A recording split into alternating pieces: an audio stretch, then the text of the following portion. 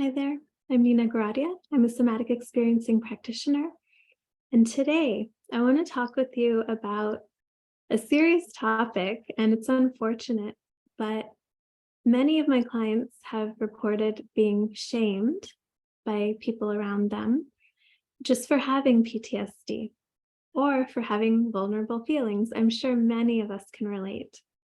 And so I want to address this because when we buy into that shame and we think, oh my gosh, it's so bad that I have this PTSD, I'm weak, or I'm, whatever we think, if we buy in to the judgment around that, it can lock us into the PTSD reactions because it's the resistance to our emotions that causes them to get stuck.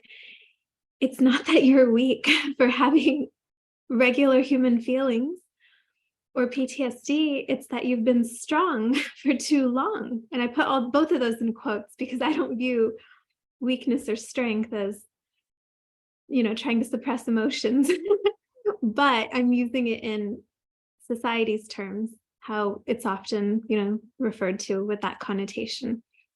So it's usually that you've had to hold it in for so long that's why it became PTSD and it's coming up how it is.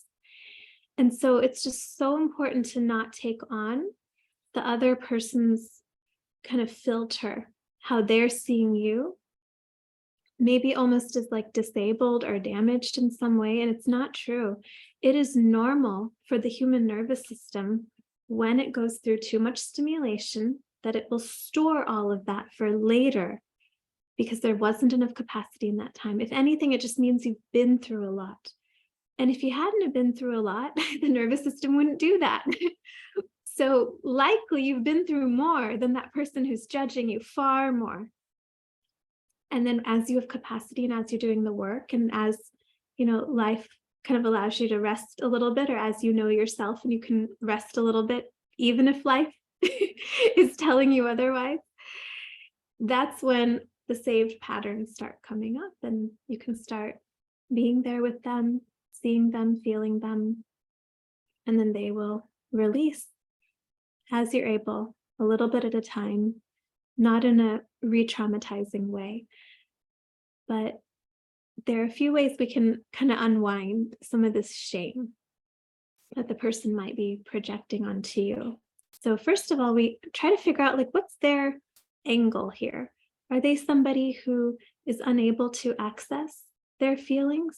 Are they somebody who maybe they have sensory issues where it was always, too overstimulating for them and they've developed a lifetime of trying to suppress that overstimulation? Maybe it's somebody who has, low emotional intelligence and they're doing the best they can, but that's not their strength yet.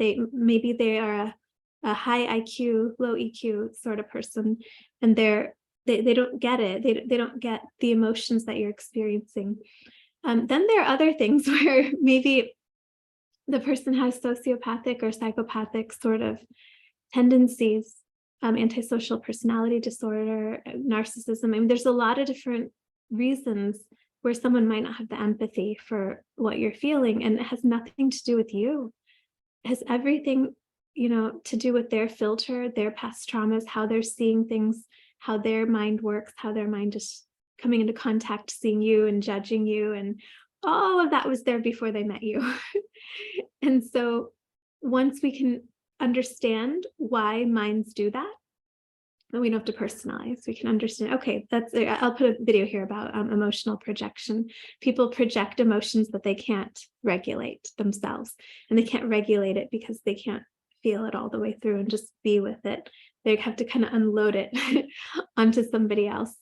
So there's lots of reasons that people do this, but make sure that you're not taking it on as a personal flaw, because it just compounds the PTSD symptoms. That's just the tragic part of it. But it's also kind of a beautiful thing in the sense that we have to love ourselves, right? So it's the universe your nervous system rewards you for loving yourself. You can think of it that way, as I can just see that, no, this is how normal nervous systems work.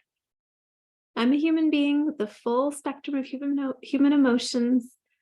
I'm normal. This is how it works. You have to normalize this, because it's so weird how society tries to shame us for having feelings.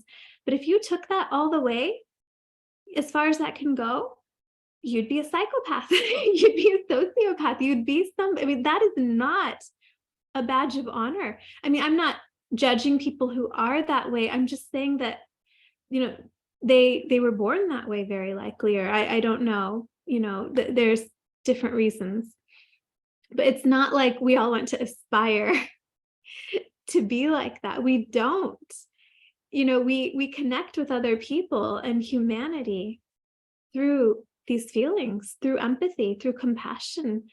And so I'm just trying to give arguments to disprove any sort of beliefs around, I'm not enough because I feel, or I'm not enough because I have PTSD. Or if, a parent died when you were young, or your parents got divorced, or something tragic happened to you. That is not something to be judged for. And then your nervous system stores up. And this might seem very obvious to most of you who I'm speaking to, but it's not so obvious to the people who are judging these sort of things. So I want to just kind of give you some validation that it makes sense, what you're experiencing, what you're feeling. And as you can accept that, what's happening for you in your experience, you won't be adding resistance. You won't be using that person's filter to beat yourself up. You have to have your own filter about this. You have to have your own wisdom and understanding about this, so that you can see it with compassion, with kindness, with care, with love. It's the only way it's going to get its needs met. Because when it felt the trauma, these unmet psychological needs, these stored, saved emotional holding patterns in the body, when they experienced the trauma, they got the opposite of that. They didn't get kindness. They weren't seen. They didn't have space. None of that stuff. They were probably judged. That's probably what caused it all to get stuck there. And so it's really important that you're growing in your love for yourself and setting boundaries with people who are treating you poorly. It's really important that you're taking care of yourself, your relationship with yourself, as one of kindness and compassion and curiosity about your experience, no matter what anyone says. And so as you're on your own side, these emotions will start to feel safer in your body. They need to know that they have your acceptance. They only seek other people's acceptance when they don't have it at home, okay? So if you're finding that you're doing that, see if you can turn that attention back into yourself. I don't need that person's validation if I can give it to myself. I don't need that person's acceptance if I can give it to myself. And to these emotions, your acceptance is king. Like, your attention is the best attention on the planet. Your attention is always going to be better than somebody else's attention to this emotion, because for anyone else, they can leave at any time. They could die at any time.